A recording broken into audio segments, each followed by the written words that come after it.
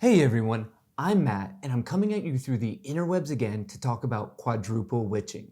Ooh, I know it's a pretty weird sounding financial term, but knowing what it is and its implications will help you be better prepared for some surprising market moves.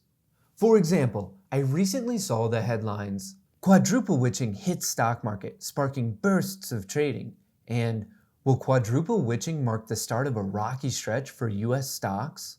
So the question is, what are they talking about? If you're anything like me, hearing the term quadruple witching might make you wonder what these four chicks have to do with the stock market. I hate being the bearer of bad news, but the answer is apparently nothing. Quadruple witching is when four different types of market contracts expire on the same day. This happens once every quarter and specifically takes place on the third Friday of every March, June, September, and December. Okay, Matt, why should I give a hoot? You should be aware of quadruple witching because these days are commonly associated with higher volume and higher volatility, especially in the last trading hour of the day. That's where a lot of the funny business happens. You see, many traders, both institutional and retail, are being forced to make a multitude of decisions. Positions have to be closed, new ones have to be opened, contracts have to be rolled over.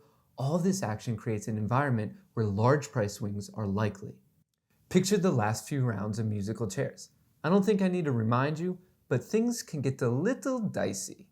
Now, higher volume and volatility doesn't technically mean anything directly.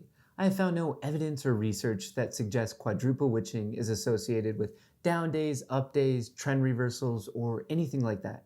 It typically just means you should expect more drastic price swings.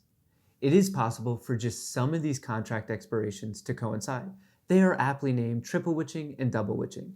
Since less traders are being forced to make decisions, the volume and volatility spike is less than with quadruple witching.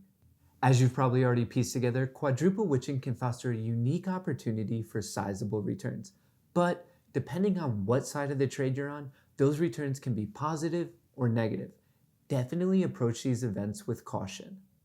I wanted to quickly mention that there are some traders who look to take advantage of possible arbitrage opportunities as the bigger fish, institutions, look to roll their positions into the next contract. These large block trades can create temporary price distortions which can be traded until equilibrium is met. There really isn't much more to quadruple witching. You shouldn't be anxious when one comes around. Rather, you should understand what's happening and when they take place so you're not caught off guard by abnormal price swings.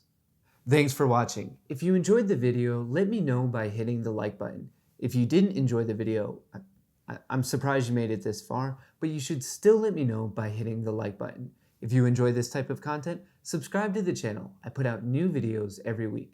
Best of luck in the markets, and watch out for those witches.